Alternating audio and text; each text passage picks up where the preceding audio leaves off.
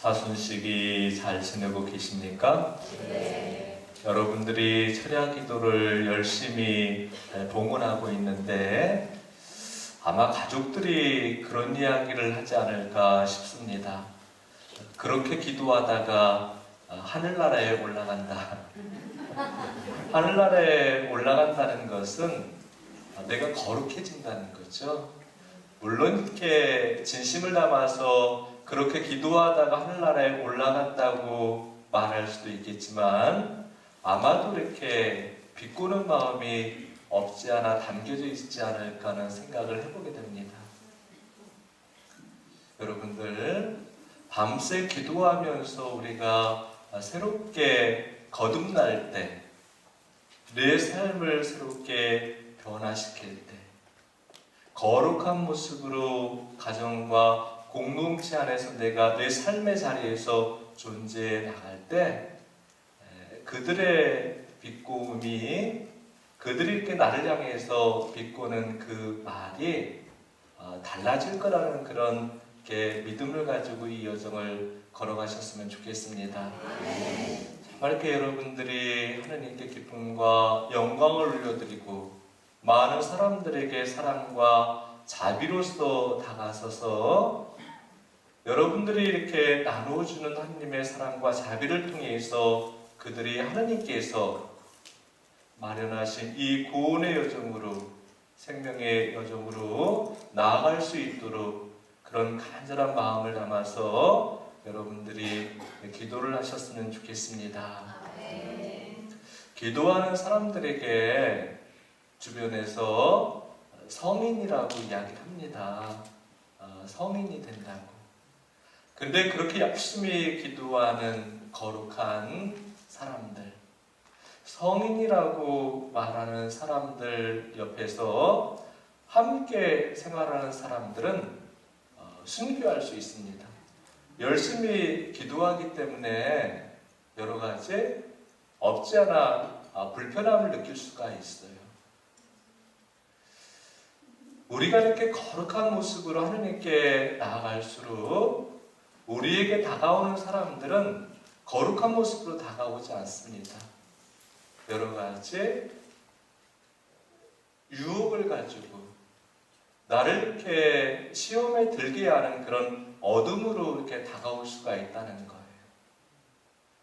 여러분들이 그런 어떤 이렇게 시험과 또 어둠과 유혹들을 이렇게 정말 이렇게 그런 것들에 붙들면 안 돼요.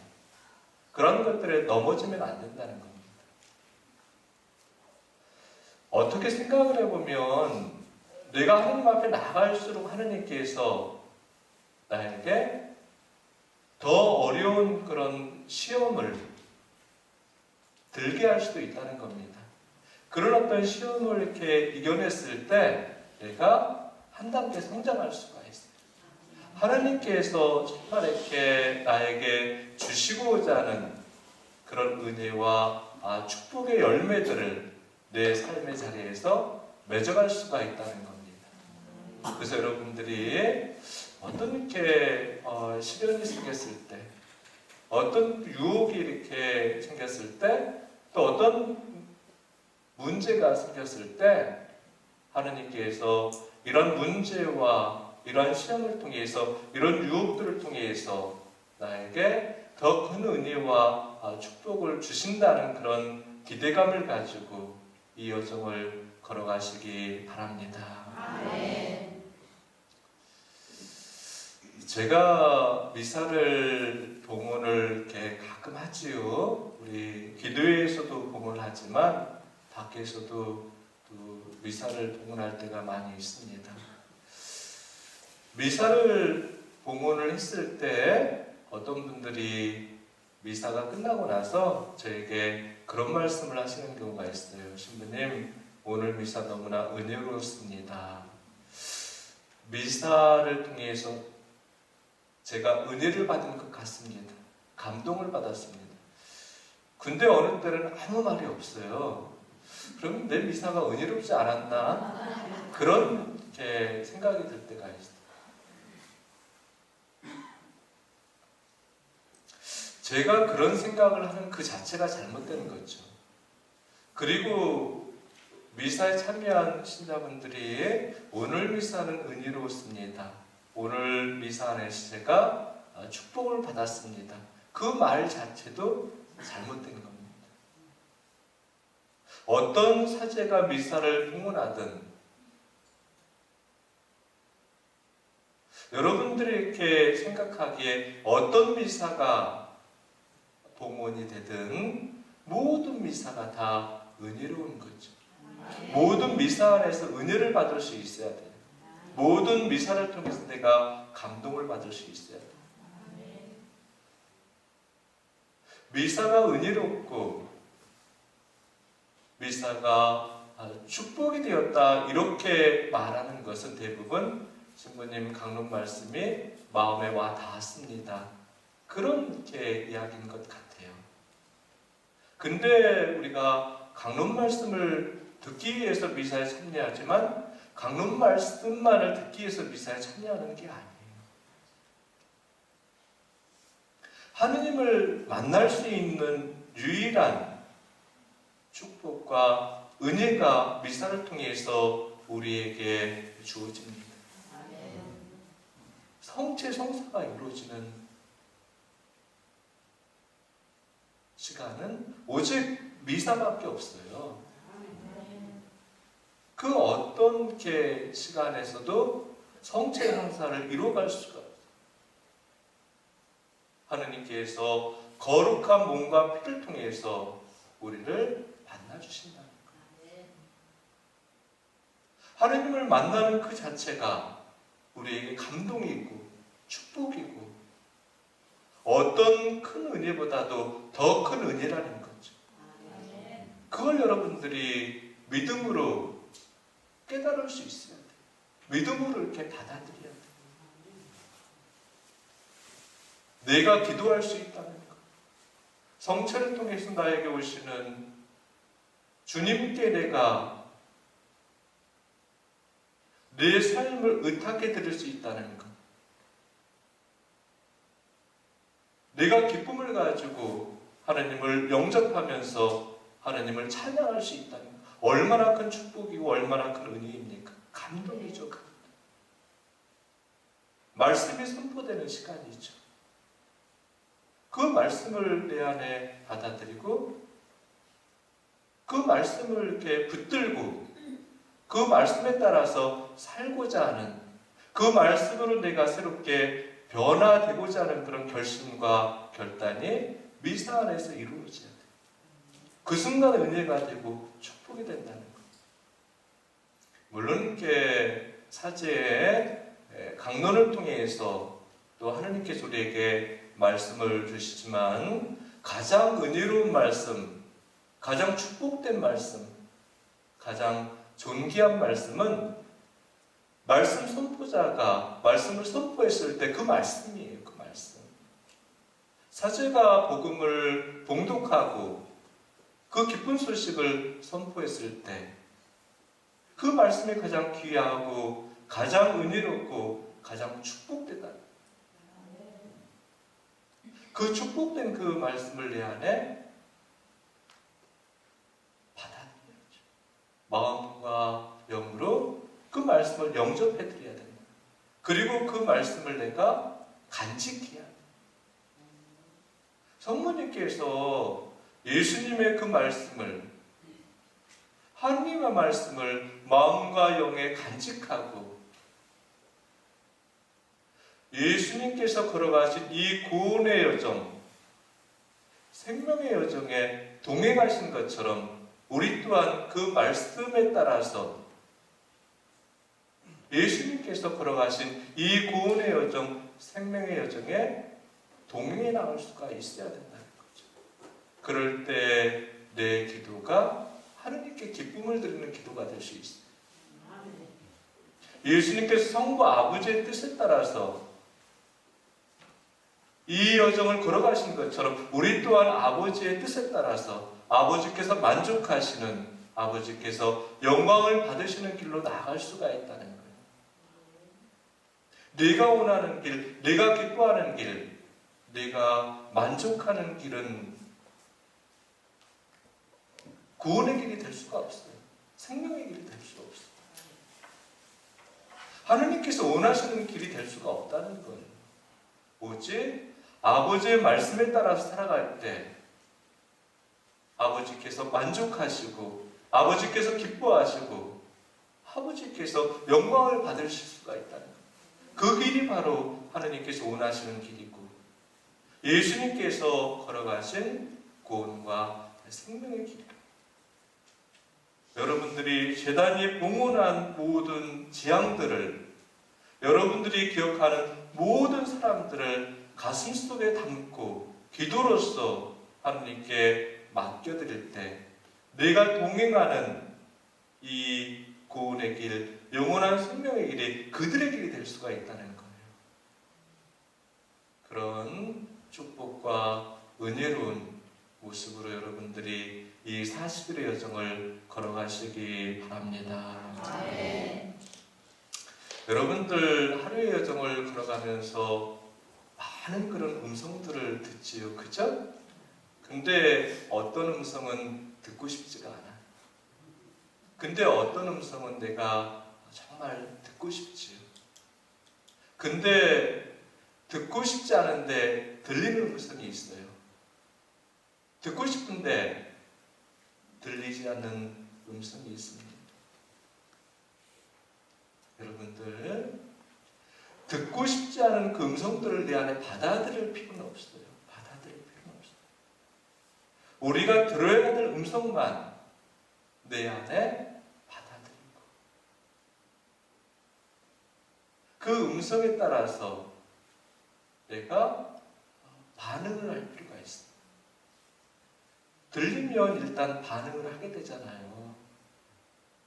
좋은 소리가 들리면 정말 기쁨에 반응을 할 수가 있고 안 좋은 소리가 들리면 불편한 반응을 하게 되는 것.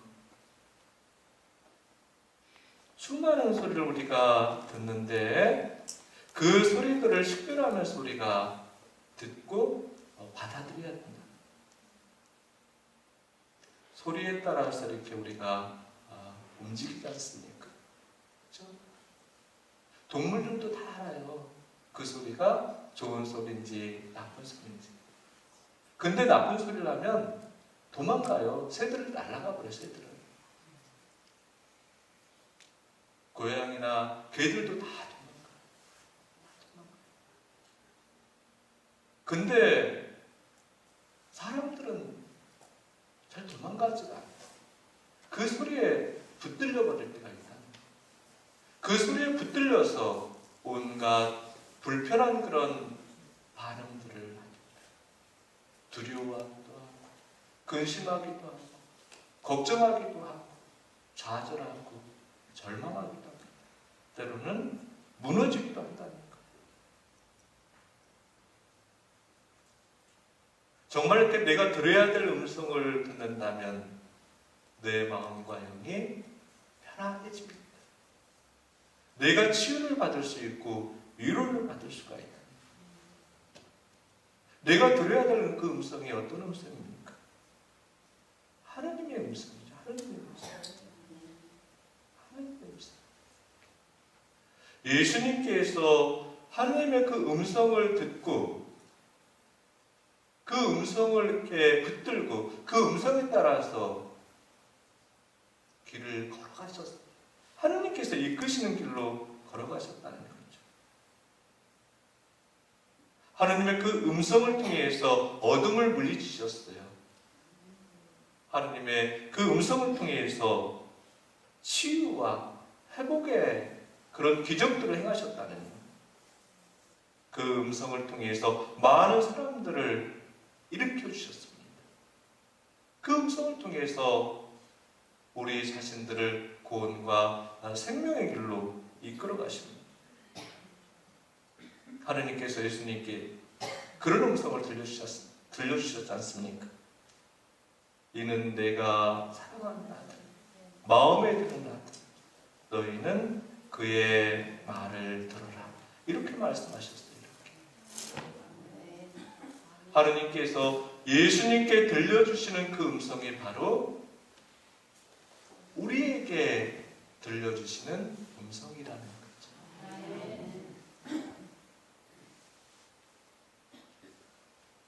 내 마음에 드는 아들, 딸, 내가 사랑하는 아들, 딸, 그 존재가 바로 우리 자신들이라는 겁니다.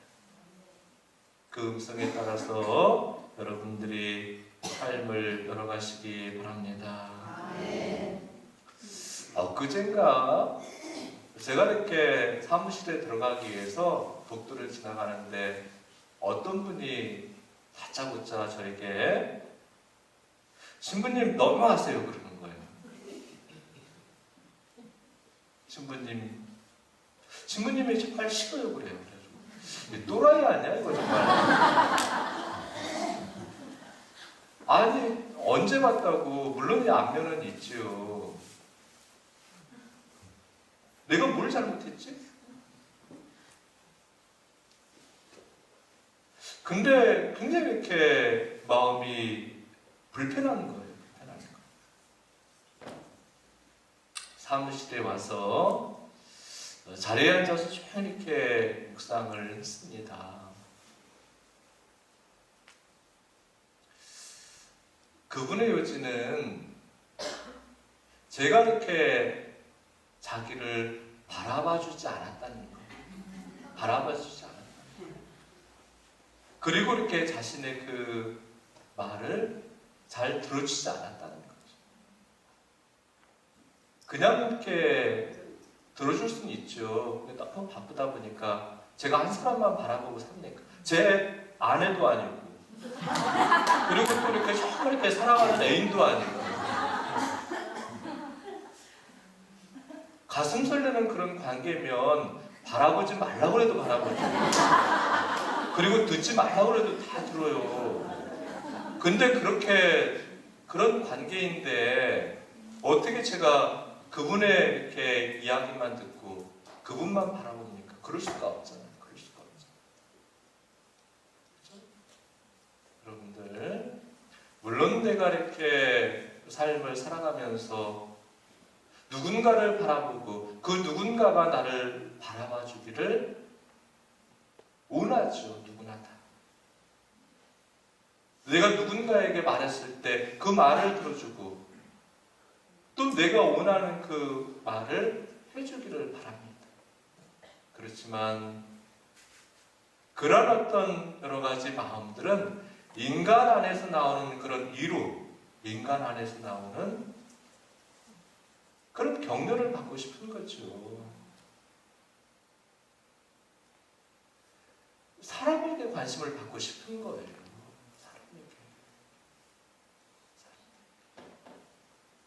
정말 여러분들은 하느님을 바라보고 하느님께서 나를 바라보시는 것을 느끼고 내가 하느님께 말씀드리고 하느님께서 나에게 들려주시는 그 말씀을 내가 듣고 하느님과의 그 관계를 통해서 내가 위로를 받고 치유를 받고 회복이 되는 그런 축복과 은혜를 여러분들이 체험하게 되기를 바랍니다. 제가 그분의 모습을 보면서 그리고 제 자신의 모습을 보면서 묵상을 했습니다. 물론 제가 화를 이렇게 낸 건 아니지만 불편한 마음을 그분에게 드러낸 건 아니죠. 황당한 표정으로 바라보긴 했지만 들어와서 이제 저 혼자 있는 거니까 저 혼자 이렇게 화를 낼 수도 있잖아요. 불편함을 드러낼 수도 있잖아요. 제 모습을 바라보면서 예수님이 불편함을 드러냈을 때 그 모습과 사람이 불편함을 드러냈을 때 그 모습은 어떤 차이가 있는가라는 것을 기도 안에서 잠시 묵상을 해봤습니다. 사람의 분노는 나를 위한 분노예요. 나를 위한 분노. 내 자신을 위한 거죠. 내 마음과 맞지 않으니까 불편함을 드러내는 거죠. 내 마음대로 안 되니까 분노를 이렇게 드러내는 거예요. 그래서 가족들을 괴롭히는 거죠. 공동체 형제 자매들에게 불편한 모습을 보이는 겁니다. 사람들의 분노는 상처가 되고 아픔이 돼요. 누군가에게 절망감을 주죠. 누군가를 좌절감에 빠뜨립니다. 근데 예수님의 분노는 사람의 분노와 전혀 다릅니다. 예수님이 분노하실 때를 이렇게 가만히 묵상을 해보면 하느님께서 원하지 않는 것들을 행했을 때 그때 분노를 하세요. 하느님께로 나아가는데 장애가 됐을 때 그때 분노를 하십니다. 예수님의 분노는 사람들을 변화시키기 위한 분노예요. 인간의 분노는 사람들을 무너뜨리지만 사람들에게 상처와 아픔을 주지만 예수님의 분노는 그들을 쇄신시킨다는 거예요. 그들의 마음과 영을 새롭게 거듭나게 해주신다는 거예요. 예수님께서 어떤 사람들에게 화를 내셨는가? 첫 번째, 예수님께서는 위선자들에게 화를 내셨어요. 바리사이 사람들, 율법학자. 예수님 시대의 바리사이파 사람들과 율법학자들은 종교적인 관점에서 보면 굉장히 열심한 사람들이었어요. 그 누구보다도 깊은 믿음을 가지고 있는 사람들이었죠. 율법에 충실한 사람들이었어요. 율법에 따라 사는 사람들이었어요. 근데 그들이 율법에 충실했고 율법에 따라 살았지만 그 율법에 하느님의 사랑과 자비가 담겨지지 않았다는 거예요. 제가 오늘 저기 김포성당 사회복지 지구 모임을 저녁에 다녀왔어요. 근데 이제 레지오라는 그런 단체가 있죠, 성당에. 그리고 빈첸시오라는 단체가 있어요. 빈첸시오에도 기도를 하는 단체이고 레지오에도 기도를 하는 단체입니다. 근데 성격이 달라요. 레지오는 이제 군대라는 뜻이 담겨져 있죠. 성모님의 군대.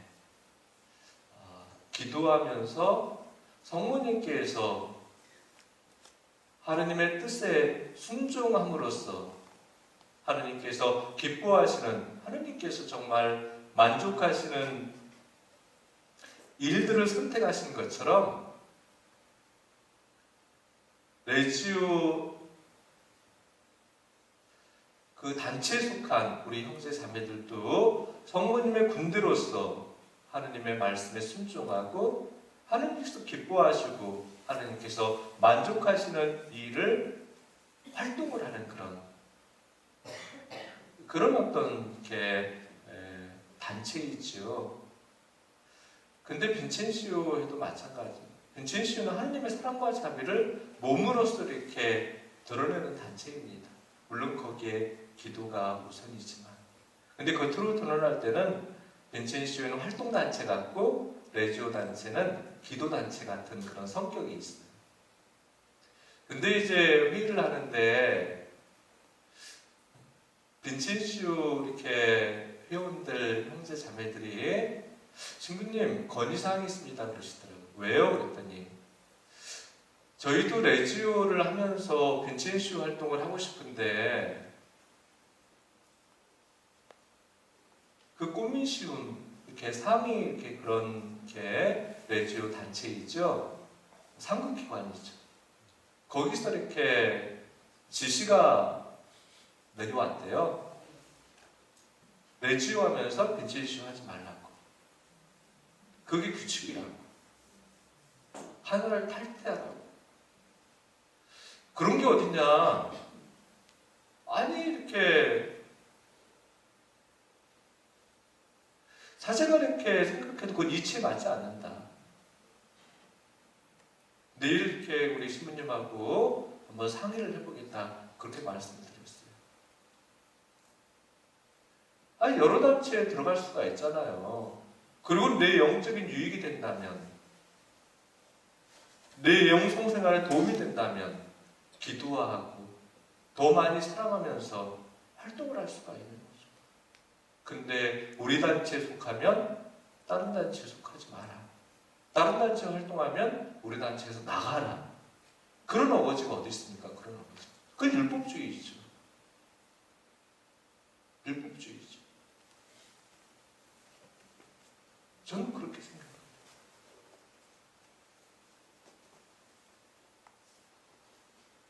하느님께서 원하시는 게 정말 무엇인가?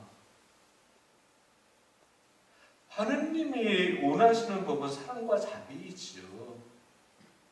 하느님이 우리를 사랑하신다. 그게 복음이잖아요. 그 사랑을 이렇게 받아들이고 그 사랑을 선택해 나가라.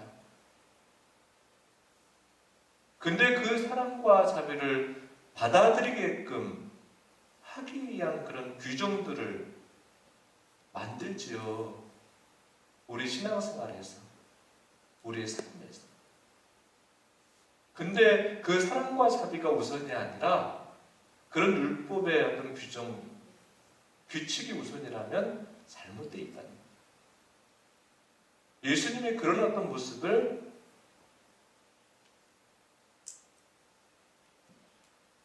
탓하시는 거죠. 쇄신하라고.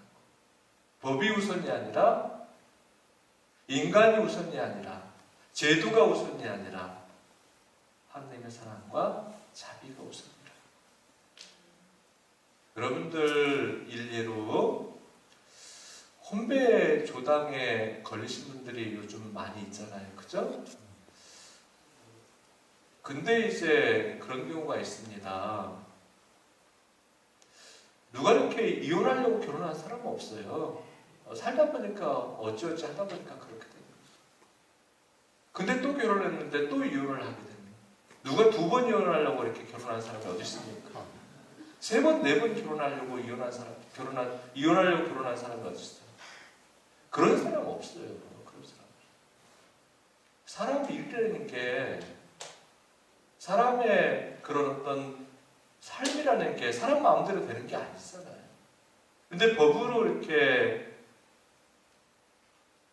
따지면 조당이라는 게 장애라는 뜻이거든요. 그 사람은 신앙생활 할 수가 없는 거예요. 교육법적으로 이렇게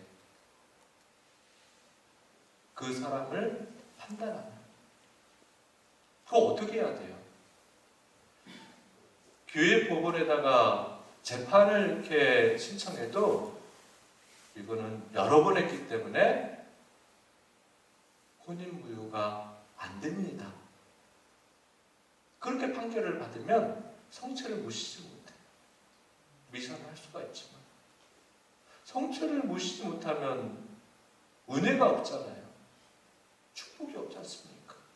성체를 영한다는 게 내 영혼군의 가장 큰 유익이 되는 하느님께서 주시는 사랑인데 법 때문에 그걸 모시지 못해요. 그럼 어떻게 해야 됩니까? 교회를 떠나야 됩니까? 그게 아니에요. 하느님 법과 교회법이 있어요. 교회법은 하느님 법이 아니에요. 교회법은 교회가 만드는 거예요. 제도가 만드는 거예요. 신법이 교회법과 충돌이 됐을 때 어느 법이 우선이에요? 하느님 법이 우선. 하느님 법. 세상법도 그래. 하위법과 상위법이 충돌이 됐을 때 상위법이 우선. 하느님 법은 그럼 어떻게 해야 되는가? 하느님 법이 어디 있어요? 그러잖아요. 그럼 어떻게 해야 되니까 그런 사람들은 분당신문에게 가서 이렇게 말씀을 드려야 돼요. 이러이러한 상황인데 어떡합니까?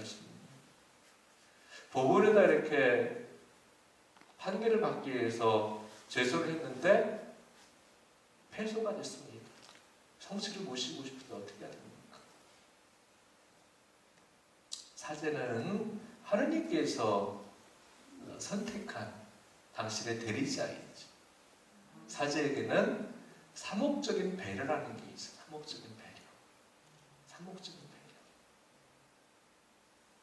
사목적인 배려는 하느님의 사랑과 자비로서 그 사람이 어떤 상태에 놓여있든 그 사람이 기쁨을 가지고 하느님을 찬미하고 기쁨을 가지고 하느님께 감사를 드리면서 은혜와 축복 안에서 믿음 생활을 하게끔 도와주는 것. 하느님의 사랑과 자비를 대신해서 이렇게 그분에게 베풀어 주는 것. 그냥 이렇게 믿음 생활 하십시오라고 배려를 해주는 것. 법을 뛰어넘는 거죠.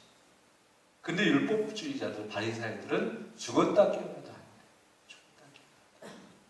이게 바로 하나님의 사랑과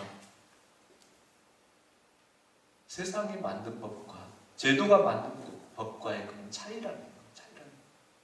예수님이 이렇게 분노를 하시는 거예요. 분노를 하는 거예요. 내 구원에 걸림돌이 될 때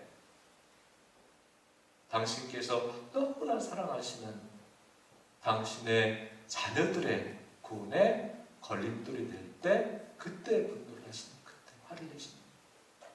두 번째, 언제 또 예수님께서 분노를 하시는 거예요. 무심하게 살아가는 사람들에게 분노를 하셨어요. 무심은 뭡니까? 마음이 없이 살아가는 사람들. 마음이 없다는 건 뭐예요? 마음을 나누지 못하는 그런 사람들에게 분노를 하셨어요. 무관심한 사람들에게 분노를 하는 거예요. 무관심한 사람들. 사랑의 반대말은 미움이 아니래잖아요. 무관심이라고 해서 무관심. 여러분들 부자와 나자로의 그런 복음 말씀 기억나시죠? 그죠? 부자가 뭘 잘못했어요? 잘못한 게 없잖아요. 자기 돈으로 자기가 먹고 남에게 해를 끼친 것도 없고 그랬는데 왜 지옥에 갔어요? 부자가 잘못한 건 한 가지예요. 세상적으로 보면 부자는 잘못한 게 없지만 하느님의 눈으로 보면 부자는 잘못한 거예요. 왜냐면 무심했기 때문에. 가난한 사람들에게 무심했기 때문에. 가난하다는 건 뭐예요? 물질이 없다는 뜻도 있지만 여러 가지 불편한 모습으로 살아가는 사람들을 가난한 사람들이라고 그렇게 말할 수가 있습니다. 불편하다는 건 뭐예요? 우리가 바라볼 때 죄스러운 모습으로 살아가는 사람들, 우리의 기준과 우리의 판단으로 볼 때 굉장히 어떻게 보면 인간 같지도 않은 사람들.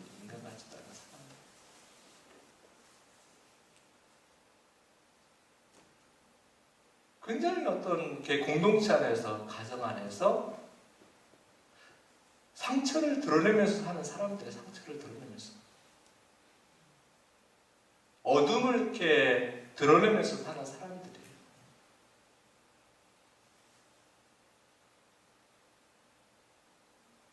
그런 사람들에게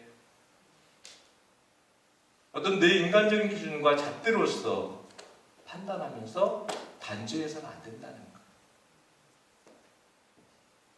그 사람들을 짠하게 바라보라는 거예요. 짠하게. 연민의 마음으로 바라보라는 거예요. 연민의 마음. 예수님께서 우리를 사랑하실 때 우리가 사랑받을 만 하니까 우리가 사랑을 받는 게 아니죠.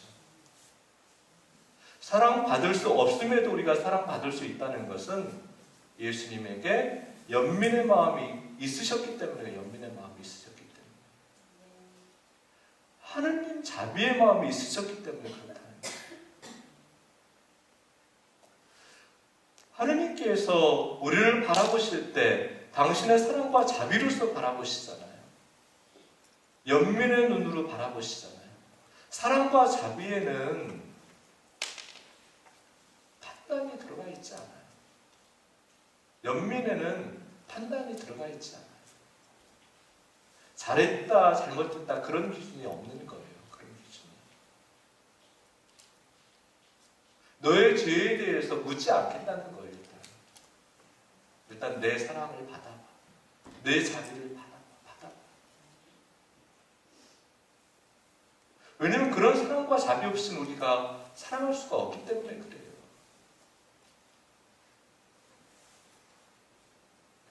우리는 누군가 불편한 모습을 드러내면 너 죽었어 그러잖아요.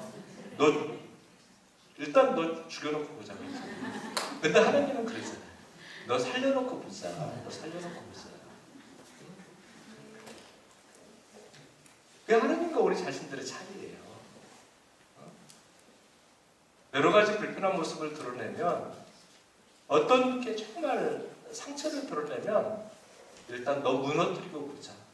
근데 하나님께서는 일단 너 일으켜 세워놓고 보자.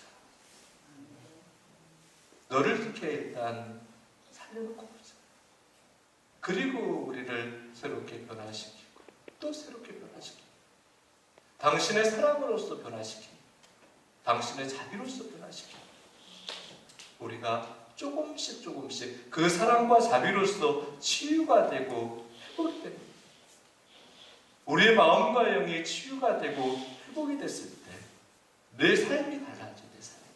내 삶이 달라질 때 내가 걸어가는 방향이 달라진다. 세상을 향한 그런 삶의 방향이 하나님을 향한 삶의 방향으로 그렇게 바뀌어진다는 겁니다. 그런 은혜로운 축복된 역할을 여러분들이 해나가시기 바랍니다. 아멘. 여러분들, 예수님께서 또 이렇게 분노하시는 사람들의 대상은 착취하는 사람들에게 화를 내십니다. 착취하는 사람. 나는 착취를 안 할 것 같죠? 아니, 여러분들, 제가 아니라 여러분들 자신들, 우리 자신들. 그쵸? 착취는 어떤 돈을 착취한다는 걸 말씀하시는 게 아니에요. 하나님께서 우리에게 맡겨주신 여러 가지 삶에 대해서 말씀하시는 거예요. 하나님께서 우리에게 주신 물질을 가치 있게 고귀하게 사용하는 거예요.